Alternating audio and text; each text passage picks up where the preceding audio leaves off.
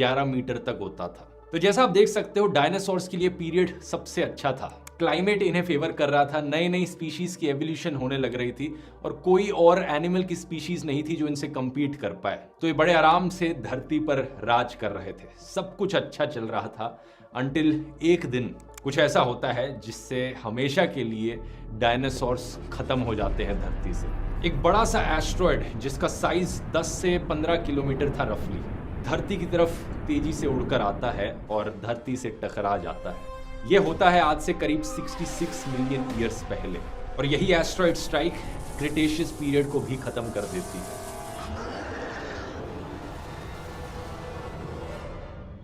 इस एस्ट्रॉयड की स्पीड थी 30 किलोमीटर पर सेकंड, यानी एक जेट एयरलाइनर से 150 गुना ज्यादा तेज। स्पेसिफिकली कहा जाए तो ये धरती पर मेक्सिको के युकाटान पेनिनसुला में जाकर टकराता है। ये वही जगह है जहां पर कई मिलियन सालों बाद जाकर मायन ट्राइब्स उभर के आती हैं और चिचेन इत्जा जैसे हिस्टोरिकल वंडर्स बनाती हैं। वैसे इस युकाटान पेनिनसुला को मैंने अपने व्लॉग्स में भी एक्सप्लोर किया था, अगर आप चाहें तो व्लॉग्स देख सकते हैं इस जगह के जाकर, लिंक मैं नीचे डिस्क्रिप्शन में डाल दूंगा।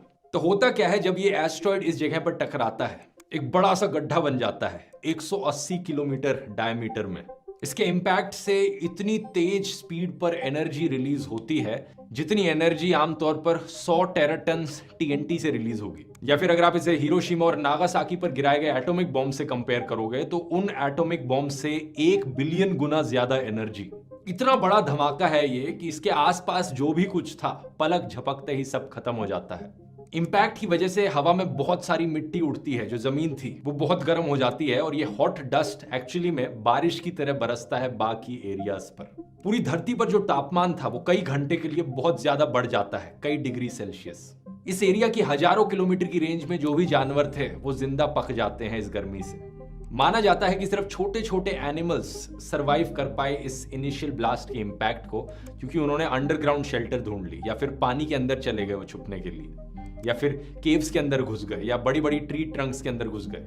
अब ये तो सिर्फ इनिशियल इम्पैक्ट की बात थी।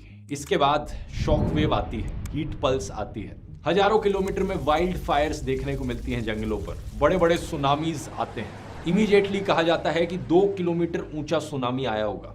इमेजिन कर सकते हो 2 किलोमीटर ऊंचा सुनामी। वोल्केनिक इरप्शंस दोबारा से देखने को मिलती हैं, एसिड रेन टपकती है और भूकंप आने लगते हैं। ये जो शॉर्ट टर्म इफेक्ट्स से बड़े खतरनाक होते हैं, लेकिन आप सोचोगे कि धरती की दूसरी तरफ जहां पर इंपैक्ट हुआ है वहां पर तो कुछ जानवर सरवाइव कर पाए होंगे ना, लेकिन लॉन्ग टर्म कॉन्सिक्वेंसेस इससे भी ज्यादा खतरनाक होते हैं। हवा में जो डस्ट के पार्टिकल्स रहते हैं उसकी वजह से पूरी धरती पर से सनलाइट ब्लॉक हो जाती है अगले 1 साल के लिए। प्लैनेट पर एक न्यूक्लियर विंटर आ जाती है, तापमान बड़ी तेजी से नीचे गिरता है। अनुमान लगाया जाता है कि अगले 3 सालों तक फ्रीजिंग टेम्परेचर्स धरती पर थे, जिससे कई सारे प्लांट्स और एनिमल्स मारे जाते हैं। और क्योंकि 1 साल तक सनलाइट ब्लॉक थी तो फोटोसिंथेसिस करना इम्पॉसिबल हो जाता है प्लांट्स के लिए, तो प्लांट्स मरते हैं। प्लांट्स के मरने से हर्बीवोर्स जो जानवर थे उनके पास कोई खाना नहीं, वो मर जाते हैं, और उसकी वजह से कार्निवोर्स जो एनिमल्स थे उनके पास कोई खाना नहीं, फिर वो मर जाते हैं। एक चेन रिएक्शन यहां पर होता है। जो इकलौते जानवर जिंदा बच पाते हैं इन कॉन्सिक्वेंसेस से वो छोटे ओमनीवोरस एनिमल्स थे, जैसे कि मैमल्स, छिपकलियां, टर्टल्स और कुछ चिड़ियां। ये जानवर इसलिए जिंदा बच पाते हैं क्योंकि ये स्कैवेंजर्स की तरह भी सरवाइव कर सकते हैं। जो मरे हुए डायनासोर्स हैं, कुछ फंगस उग रही है कहीं जमीन पर, जो डीकेइंग प्लांट मैटर है उसी को ही खाने की तरह खा लिया। छोटे जानवरों को एक लंबा समय मिल पाता है जिंदा बचे रहने के लिए।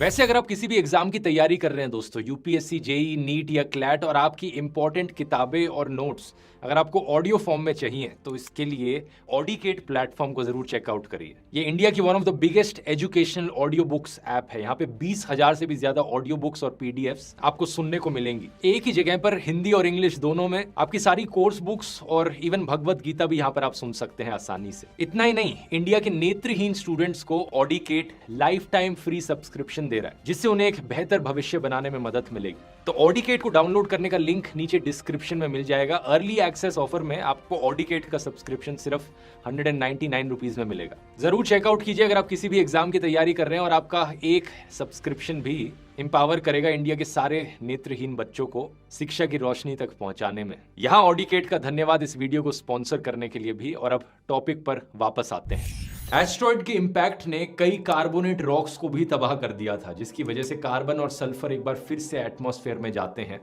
और अगले कई हजारों सालों तक जो सनलाइट होती है वो काफी रिड्यूस्ड रहती है, नॉर्मल मात्रा में नहीं होती वो। इसके अलावा कॉन्स्टेंटली एसिड रेन चलती रहती है कई हजारों सालों तक। जब न्यूक्लियर विंटर का अंत होता है, एटमॉस्फेयर में जो डस्ट था वो नीचे सेटल डाउन कर जाता है, सनलाइट फिर से आने लगती है प्लेनेट पर। लेकिन प्रॉब्लम यह है कि बहुत सारी कार्बन डाइऑक्साइड एटमॉस्फेयर में रिलीज हो चुकी है। इसकी वजह से इंटेंस ग्लोबल वार्मिंग देखने को मिलती है। तो सोचकर देखो दोस्तों, एक एस्ट्रॉयड ने धरती का अगले हजारों सालों तक का इतिहास बदल डाला। कुछ एक्सेप्शंस को अगर हम इग्नोर कर दें तो एक भी 4 लेगेड क्रीचर जिसका वजन 25 किलोग्राम से ज्यादा था वो इस इवेंट को सरवाइव नहीं कर पाया। सारे टेरेस्ट्रियल डायनासोर्स एक्सटिंक्ट हो गए और उनके साथ साथ धरती पर रहने वाली जितनी भी प्लांट और एनिमल स्पीशीज थी 75% से ज्यादा एक्सटिंक्ट हो गई। इसी पॉइंट पर दोस्तों क्रिटेशियस पीरियड का अंत होता है और अगले एरा की शुरुआत होती है जिसे हम नाम देते हैं पेलियोजीन पीरियड। अब ऐसा नहीं है दोस्तों कि सब खत्म हो गया हो, ये इवेंट एक अपॉर्चुनिटी की तरह आता है बाकी बची हुई जानवरों की स्पीशीज के लिए। जो धरती के महाराजा थे डायनासोर्स वो खत्म हो गए, तो बाकी एनिमल्स के लिए ये मौका है उभर कर आने का, धरती पर राज करने का।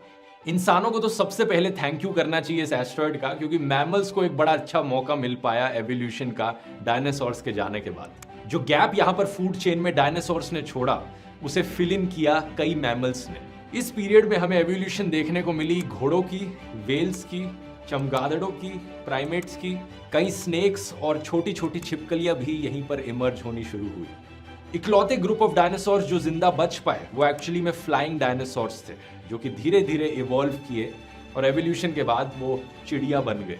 सही सुना आपने, आज के दिन जिन चिड़ियाओं को आप आसमान में देखते हो वो उड़ने वाले डायनासोर्स उन्हीं के ही एंसेस्टर्स हैं।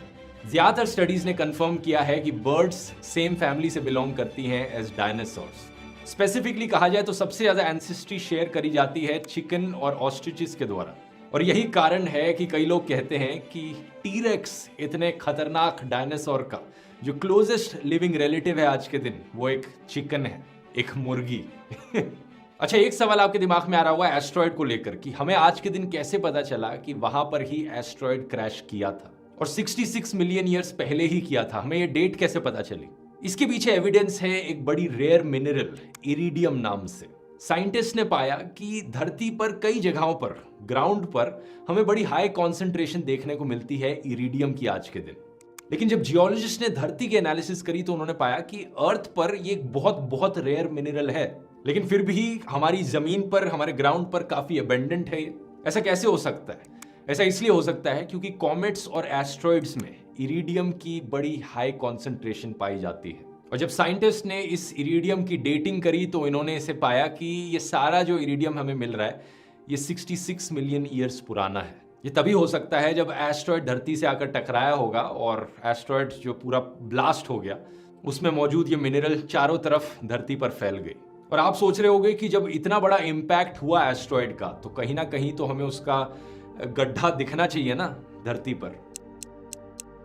तो ये बात भी सही है, लेकिन कोई चीज जो इतनी पहले हुई हो, 66 मिलियन ईयर्स पहले हुई हो, वो शायद वैसी नहीं दिखेगी जैसा आप इमेजिन करते हो, क्योंकि तब से लेकर अब तक कॉन्टिनेंट्स भी इधर उधर शिफ्ट होते रहे हैं। जो इस एस्ट्रॉयड का क्रेटर है वो आज के दिन एक्चुअली में इस युकाटान पेनिनसुला के अंदर छुप चुका है।